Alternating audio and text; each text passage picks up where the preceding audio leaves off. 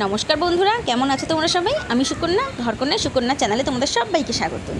আজ আমি বানাবো মশলা স্পাইসি ক্র্যাব কারি, যেটা খেতে ভীষণ সুন্দর আর বানাতে লাগে মাত্র কয়েকটি ঘরোয়া উপকরণ, যেমন আদা, রসুন, পেঁয়াজ, টমেটো, কাঁচা লঙ্কা আর একটুখানি সর্ষে দিয়ে একটা স্মুথ পেস্ট বানিয়ে নাও।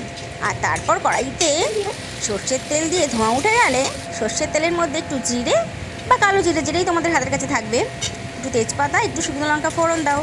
আর ঘরোয়া যে সমস্ত উপকরণ আমরা রোজ রেগুলার রান্না করি, যেমন জিরে গুঁড়ো, হলুদ গুঁড়ো, ধনে গুঁড়ো আর নুন চিনি স্বাদ মতো, টেস্ট অনুযায়ী তোমরা দেবে, এগুলো দিয়ে 10 মিনিট মতো কষাও। কষানোর পর জল দিয়ে 10 মিনিট ফোটানোর পর এমন সুন্দর স্মেল বেরোবে, যেটা রান্নাঘরে তুমি নিজেই বুঝতে পারবে তোমার রান্নার স্বাদটা কেমন হবে। একবার বাড়িতে বানিয়ে খেও, তারপর দেখবে বাড়ির সবাই বলবে আবার বানাও।